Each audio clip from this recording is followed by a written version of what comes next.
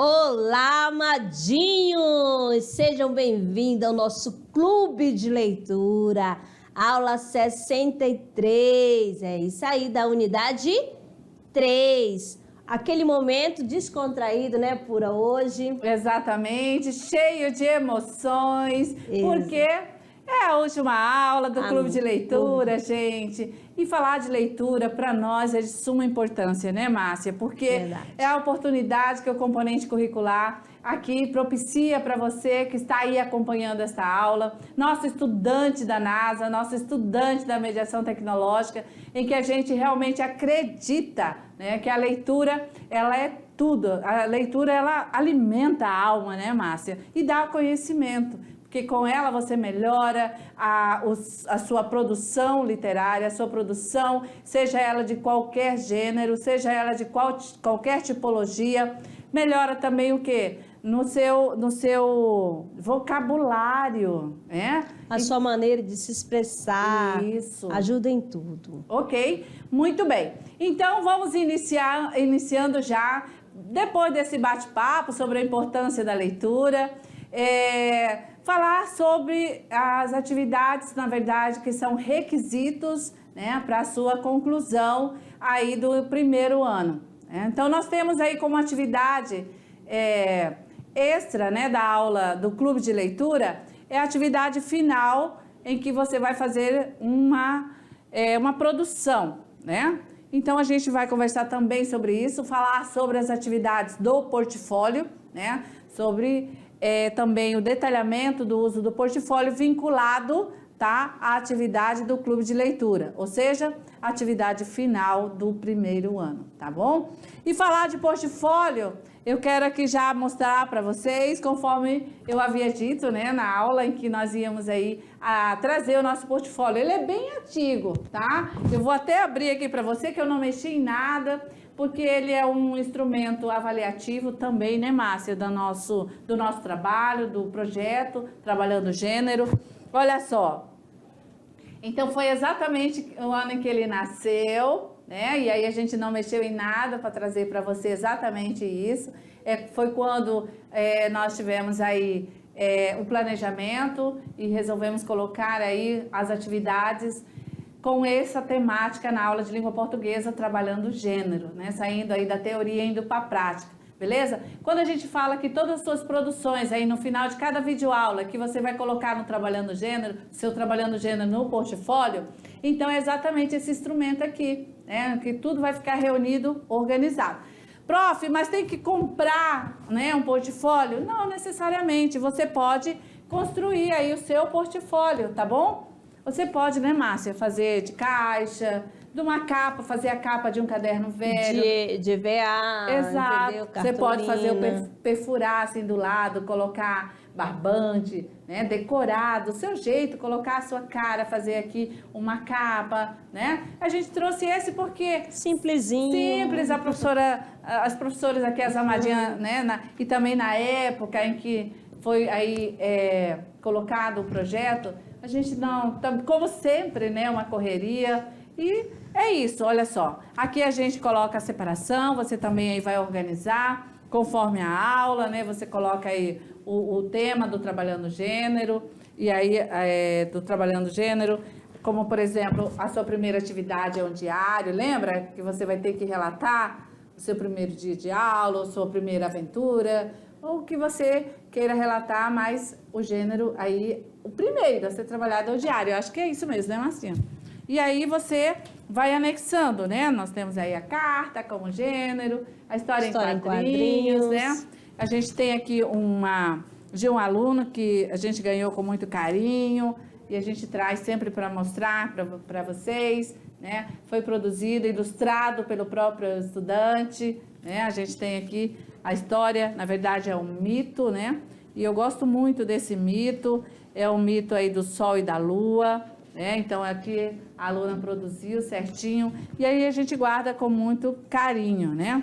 Tá bom? Então é isso, prometido está cumprido agora, certo? O portfólio, e aí você usa a sua criatividade, tá bom? Esse portfólio, o professor presencial aí, ele vai acompanhar, né? todo aí esse registro. Professora, mas nós estamos em distanciamento. O que que você faz? Faz a foto e manda para o professor presencial, que depois isso vai chegar até nós, né, Márcia? Com certeza. Tá? E assim, quando a gente fala do vídeo, você gravar o vídeo, dependendo do gênero, né, se é dramatização, se é uma poesia, se é uma música, também grava, coloca lá. Professor, eu não tenho celular para gravar, mas dá um jeito de você encaminhar por e-mail a sua produção, né? Ou escrever num papel também, certinho, e em algum momento você vai lá, procura aí ir à escola, né? Ou alguém que tenha na família e pede aí para você ter essa oportunidade de você estar concluindo a sua atividade, tá bom?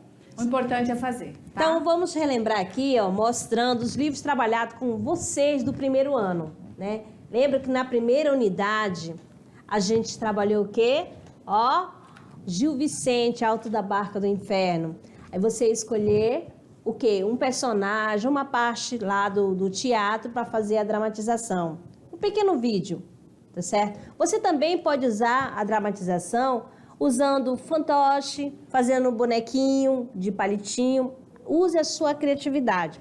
Desse primeiro livro aqui, O Alto da Barca do Inferno. Lembrando que você precisa produzir seu gênero, que é o texto teatral, e aí uma cena, né? Exatamente. Sempre recordando. E aí essa cena é que depois que você produzir o seu texto, bacana, certinho, você vai para a parte final, que é a encenação. E aí essa encenação você pode gravar. Lembra que você pode fazer com a família, pode utilizar também membros da família para ser personagens, né? Tá bom? Então é isso. A segunda unidade, nós trabalhamos, olha só, a marca de uma lágrima, não foi isso? Que até a gente assim, tem um carinho especial, né, de ter colocado essa obra para você que é jovem, né, que está iniciando aí esse ensino médio para chegar lá no terceirão bem preparado, né? Então tá. E aí você também tem uma atividade aí para concluir a unidade 2, né, que com a obra A Marca de uma Lágrima, de Pedro Bandeira,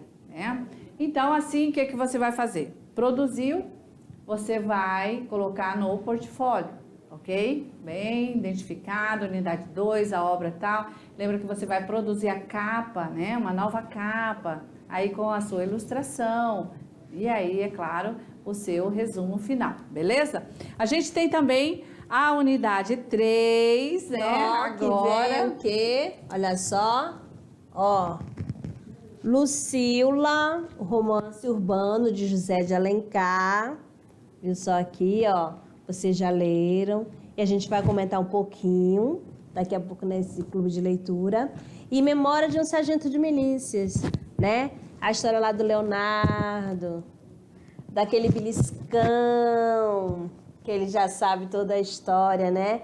Além de Noite na Taverna, né? Aqui, ó, outra sugestão é A Noite na Taverna, né? Que nós temos aqui 5 contos reunidos, né? Na verdade, depois tem mais 2 acréscimos que tem aí informações, se você quiser pesquisar na internet, você vai ver lá que são 7 contos, mas é porque tem 2 acréscimos, né? Mas na verdade são 5, né? Que são contados aqui a partir desse período em que trata exatamente a segunda geração do romantismo, né? Em que a gente tem ali o pessimismo imperando ali como característica principal, tá bom? E aí você se escolheu A Noite na Taverna, eu espero que você tenha aí gostado, porque tem contos realmente que dá medo, né? Assim, mas é a característica mesmo da obra, tá? Então, assim, a gente tem Álvares de Azevedo como esse nome forte, né? E aí ele traz exatamente essas emoções pra gente. Você vê aí que Na Noite na Taverna são aí, na verdade, as liras, né? De Álvares de Azevedo. E a gente vai falar sobre essas obras também já na nossa aula específica sobre, né? Nesse momento estamos só fazendo aí esse alinhavo, né? Dos nossos combinados que foram lá na primeira aula. E estamos aqui concluindo, dando as informações conforme a gente falou, tá bom? E para encerrar, a quarta indicação, sugestão, Os Lusíadas, né? Em que a gente tem aqui de Camões, que narra aí, né? Toda essa epopeia, né? Essa viagem, em que vai ter também toda a questão aí em relação a mitos, né? Então, são cantos, né? São cantos em que traz aí todas as informações para, na verdade, são Narradas viagens. narradas as histórias, tudo que aconteceu nessa viagem, ok? Então, tá bom. Agora aqui que a gente já apresentou o livro, e na verdade a gente não escolhe o livro pela capa, né, Madinha? É bom lembrar.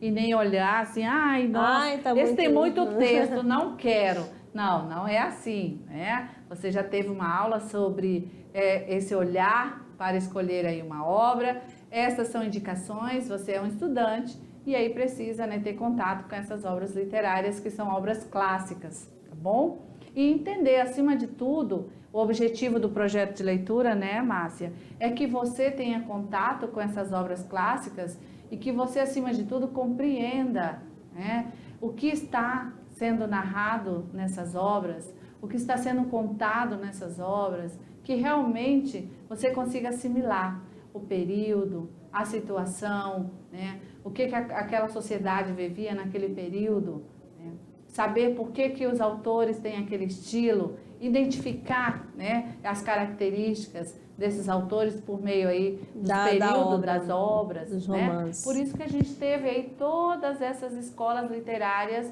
no decorrer aí das aulas. E o primeiro ano inicia exatamente assim. Lá no segundo, claro que você vai estar lá no que vem, próximo ano, e aí você vai aprofundar sobre esses estilos aí dos autores da literatura, tá bom? Então, o importante é isso, esse olhar. A literatura, ela não vem assim para mudar a nossa realidade, mas a literatura, ela tem esse poder de fazer a gente ter uma reflexão, e é isso você, estudante, que precisa ter também. Ler uma obra, voltar, e aí? Como é que é? Antes era assim, aconteceu isso, né? E hoje? Então, tem que mexer com suas emoções. Esse é o papel da literatura. Trazer aí essas palavras plurissignificadas, né? Trazendo aí essa realidade daquele período, com aquela história, que tudo ali tem um porquê.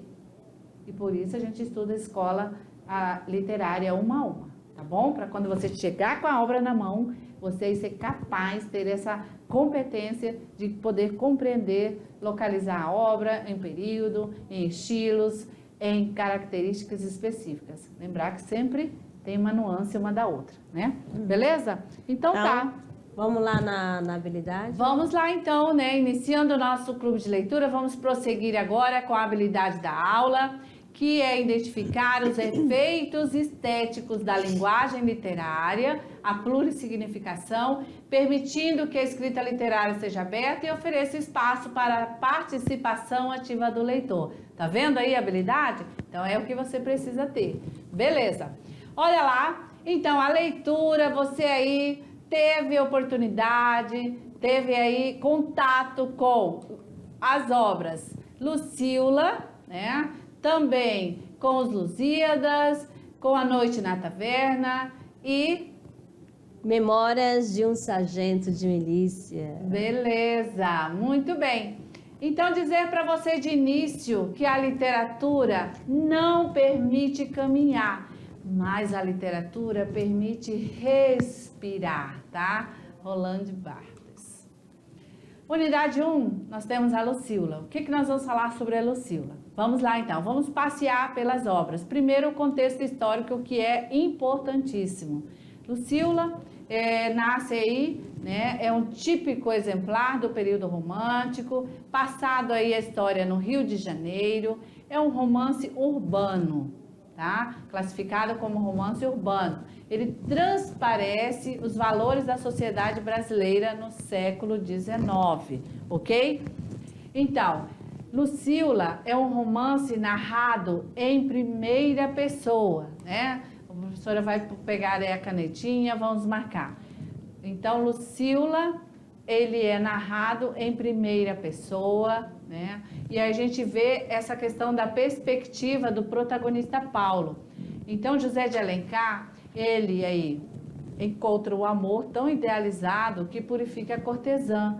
e faz desistir da vida devassa, né? Então, esse aqui a gente já resumiu para você exatamente o que temos aí de clímax, né, nesse romance. E para se ter aí uma ideia do nível da idealização, vamos aí ver um pouquinho, tá, dessa idealização de Paulo aí por Lúcia. No momento em que passava o carro diante de nós, vindo o perfil suave e delicado, que iluminava a aurora de um sorriso, raiando apenas no lábio mimoso, e a fronte límpida que a sombra dos cabelos negros brilhava de viço e juventude. Não me pude conter de admiração. Ok, então tá, nós vamos seguindo agora sobre a análise desse romance. Lucila é um livro de José de Alencar, publicado em 1862, e é um romance urbano. No Brasil, nessa época, a sociedade burguesa primava as aparências, os costumes. Então, eles tinham a visão de que a mulher teria que ser pura e o homem cavalheiro. O livro de Lucila, ele é narrado, mais uma vez, né, através aí de Paulo, que é o personagem que se torna um narrador, e conta aí o senhor GM, que o romance que viveu com uma cortesã chamada Lúcia. Então, ele conta tudo isso. Vamos lá. Em 1855, Paulo ele chega ao Rio de Janeiro e vê pela primeira vez Lúcia. Sem conhecer sua verdadeira vida, apaixona-se à primeira vista, pois enxerga nela uma encantadora menina. Em Lucila, a cortesã, gente, ela é transformada em heroína. É uma heroína purificada pelo amor de Paulo. Então é possível perceber no romance as seguintes características do romantismo: a submissão do amor romântico, que é a valorização da virgindade, uma crítica social e uma crítica moral, né? Quando a gente vê Lúcia, que deixa de ser cortesã para si mesma, mas não para a sociedade, que a vê com preconceito, ok?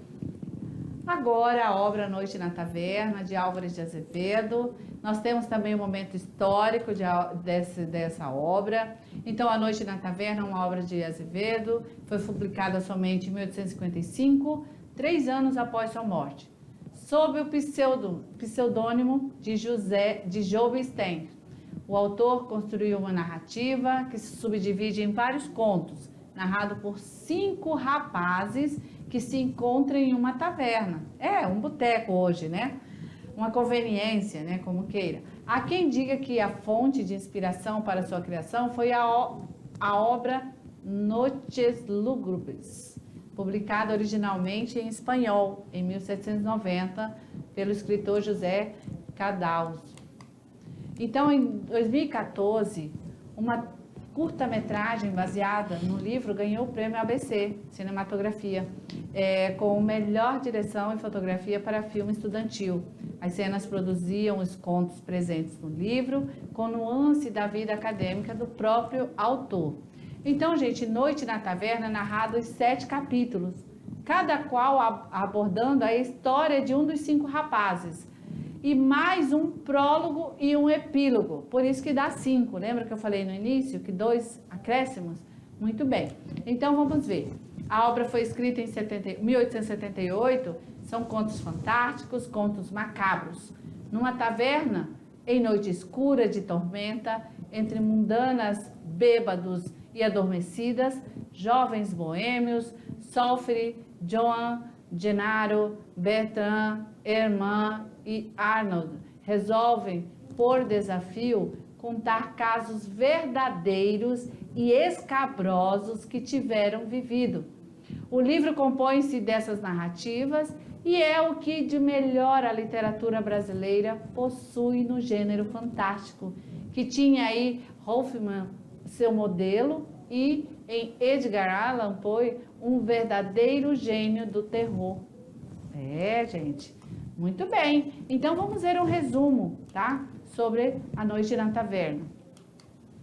A primeira parte constitui a apresentação do ambiente da taverna. As primeiras páginas deixam antever o clima das gerações no mal do século, a irreverência incontida, a tendência, as divagações literário-filosóficas, a vivências sôfregas e, principalmente, morbidez e lascívia.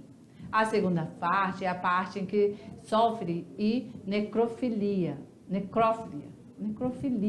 gente. Sofre e decide contar a sua história, conforme sugere Archibald, desejoso de história fantástica, cheia de sangue e de paixão. Essa é bem quente, né? A terceira parte é de Beltrán e, nesse caso, vai narrar a antropofagia. Aí é mais forte ainda. A seguir, Bertrand, um dinamarquês ruivo de olhos verdes, conta que também uma mulher, uma donzela de Candis, Ângela, o levou à bebida e a duelar com seus 3 melhores amigos e a enterrá-los. Já nós vamos ter a quarta parte, é de Genaro, a traição das traições. A primeira história é de Genaro, sua narrativa é sobre um velho pintor, Godofredo Walsh, casado com uma jovem de 20 anos, Náusea, que lhe serve de modelo e é amada como a filha do primeiro casamento, Laura, garota de 15 anos. Já a quinta parte é de Claudius Hermann, a paixão de morte. Cláudio Hermann, após o preâmbulo em que discursa com os amigos de orgia acerca de diversos temas, expõe sua história, onde narra suas loucuras e orgias e de como desperdiçou sua fortuna no turf, em Londres, onde vê uma bela Amazonas e a duquesa Eleonora, esposa do duque Máfio. E já vamos ter aí, no caso, a sexta parte, que é de João, vamos ter o incesto, né? Essa história aí, né, que ele está em um bilhar, em Paris, jogando com Arthur, que numa jogada definitiva para João, se encontra à mesa por descuido ou de propósito, né? Ele encosta ali. A mesa estremece e João é levado à derrota. O perdedor, enlouquecido de raiva, desafia o parceiro para um duelo. E aí a última parte é o último beijo de amor. Com o último beijo do amor, Álvares de Azevedo fecha a obra Noite na Taverna, ao contrário dos outros, traz aí a narrativa em terceira pessoa. É noite alta na taverna, todos dormem, entra uma mulher pálida vestida de negro, procurando alguém com uma lanterna na mão. Vê Arnold, tenta beijá-lo, mas o deixa em paz, voltando-se para Joan, tornando-se subitamente sombria. E a nossa obra de memória de Sargento, de Melícia, também tem um contexto histórico, né? E aí a gente vai só dizer para você que é uma obra aí que se inspirou na criação satírica, né, comum na época da regência e nos primeiros momentos do reinado de Dom Pedro II. Temos aí um pouquinho sobre o romance, é um romance urbano também, tá? Que ele foca aí a temática social, ou seja, ela é especialmente produzida aí na questão da crítica aos hábitos praticados no âmbito da sociedade. A história da literatura, ela corresponde às obras produzidas pelo realismo, tá bom? No século XIX. Então, essa obra de Manuel Antônio Almeida foi aí um romance urbano mais autêntico dessa época no Brasil. E vamos agora, né, com a indicação em relação a isso sobre a obra. O romance, lembrar que é um romance urbano, tem a temática social, é do século XIX, tá? E aconteceu a narrativa toda em terra carioca, em terras cariocas. Leonardo passa por muitas peripécias, é protagonizada aí a questão da passagem bem divertida e irônica. O autor acompanha a trajetória desde o momento em que ele nasceu. Então, ele foi fruto do romance entre Leonora Pataca e um negociante de roupas, né? Leonardo Pataca, e um negociante de roupa, Maria das Hortaliças, uma camponesa, tá? Então, uma história bem tranquila. Eles aí, no caso, se conheceram a bordo de uma embarcação que os trouxe de Lisboa até o Brasil. A criança teve como padrinho a parteira e o barbeiro. O autor acompanha a trajetória do herói da malandragem até a sua promoção à oposição do sargento de milícia, ok? Então, a gente tem foco narrativo. O narrador é uma testemunha, tá? Ele observa os eventos, mas não toma parte deles. A narrativa é fluida aí, bem dinâmica. O tempo é cronológico, a história se desenvolve de maneira cronológica, somente aqui e ali o narrador suspende essa sequência para referir brevemente aos pretéritos, tá? Com a intenção de explicar alguns pontos não compreensivos na narrativa. E a última indicação, os Lusíadas, né?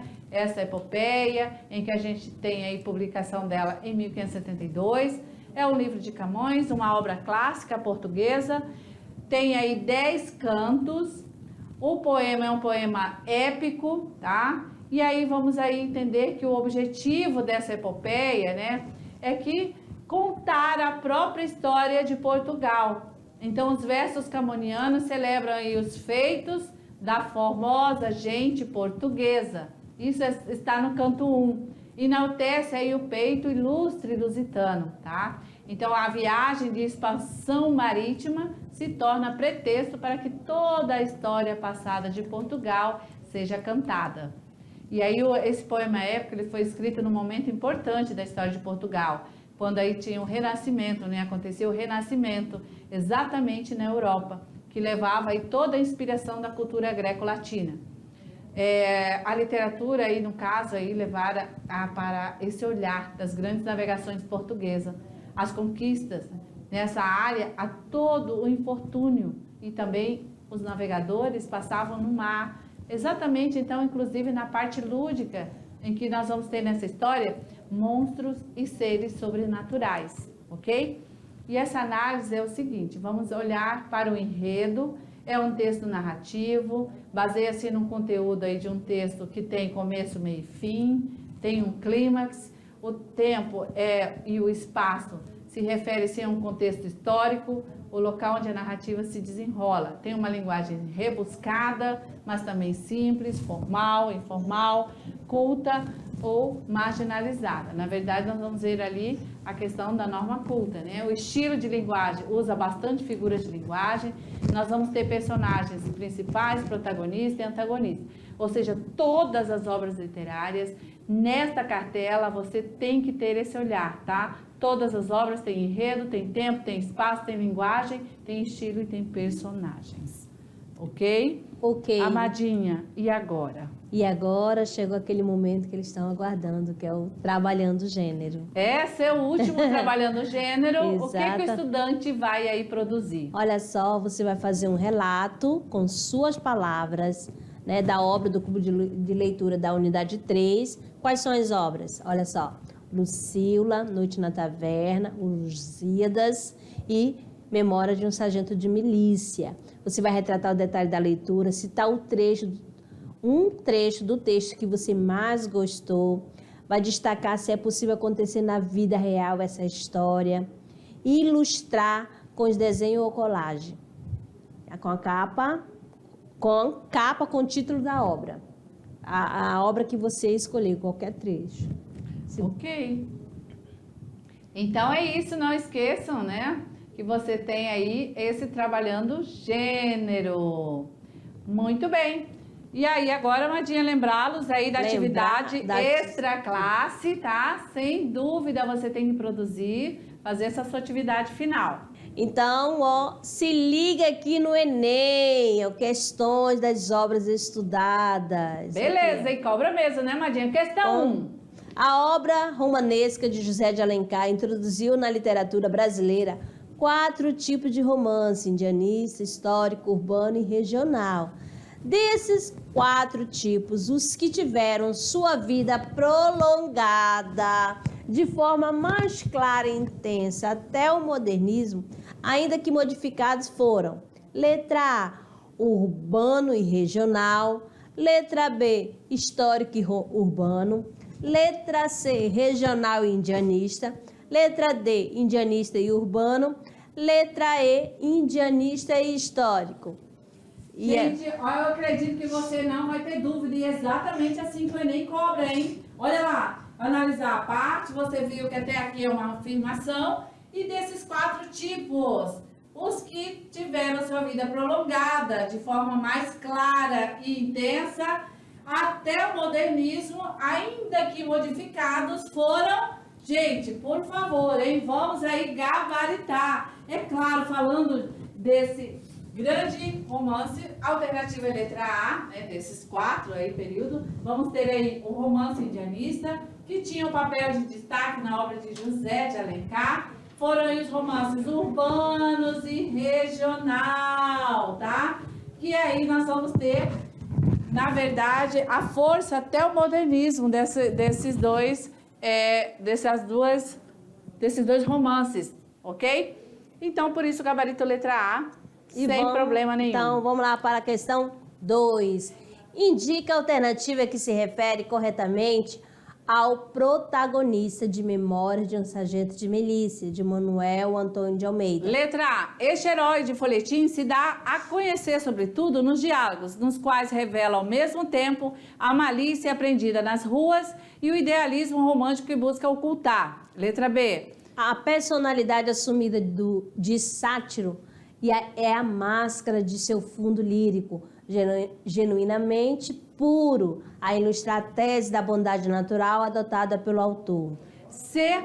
Nele, como também em personagens menores, há o contínuo e divertido esforço de driblar o acaso das condições adversas e a avidez de gozar os intervalos, né? E aí? D. Ele é uma espécie de barro vital, ainda mofo, a que o prazer e o medo vão mostrando os caminhos a seguir, até a sua transformação final em símbolo sublimado. E, enquanto cínico, calcula friamente o correirismo matrimonial, mas o sujeito moral sempre emerge, condenado ao próprio cinismo, ao inferno da culpa, do remorso e da expiação. E aí, amadinha, vamos lá? Primeiro gabarito. Então, aí, gabarito letra C. Muito né? bem. Vamos lá para a questão 3, sobre o poema Os Lusíadas. É incorreto afirmar que... Letra A. Quando a ação do poema começa, as naus portuguesas estão navegando em pleno Oceano Índico, portanto, no meio da viagem. B. Na invocação, o poeta se dirige às Tágides, ninfas do rio Tejo. C. Na Ilha dos Amores, após o banquete, Tétis conduz o capitão ao ponto mais alto da ilha, onde lhe descenda a máquina do mundo. D. Tem como núcleo narrativo a viagem de Vasco da Gama, a fim de estabelecer contato marítimo com as Índias. E. É composto em soneto decassílabos, mantendo em 1102 estrofes o mesmo esquema de rimas. Gente, sobre essa obra e a 4ª indicação, unidade 3, Os Lusíadas. O que é correto afirmar? Então é a letra... Incorreto. Letra E, composto por soneto decassílabo, mantendo 1102 estrofes, o mesmo esquema de rima. Não, né? O mesmo esquema de rima não tem como, tá? Beleza. E assim, né, a gente conclui aí a nossa aula do Clube de Leitura, unidade 3. Amadinha. Uma das mensagens é: ler é poder viajar para diferentes mundos. Olha aí os portfólios. Aí a nossa foto linda, maravilhosa aí, ó. Todos os dias podem ser especiais quando temos a dose certa de esperança, compromisso e dedicação num coração. Chegou! E aí, exatamente, é assim que nós aqui concluímos a nossa aula do Clube de Leitura, né, Madinha? Gratos, né, pela companhia. Você aí faça bom uso, continue estudando, tá? Faça aí aquilo que lhe dá prazer. E não esqueça que estudar, a leitura, ela é fundamental. A leitura salva. A leitura é um alimento para a alma. A leitura você pode viajar para onde você quiser. Você melhora o vocabulário. Você só tem a ganhar em tirar um tempinho do seu tempo aí, eu sei que é corrido, e fazer a leitura, tá? Seja ela qual for, mas você só tem a ganhar. Muito bem. Olha só, vou ficar em pé e terminando assim, ó. Muito obrigada pela companhia de vocês e até o próximo ano. Beleza, eu não poderia também encerrar sentada, né, gente? E só dizer o seguinte, estamos aguardando a conclusão da atividade extraclasse, vamos aguardar com um coração assim a mil, tá? Sucesso aí e aguardamos vocês lá no segundão. Valeu! Valeu, até mais.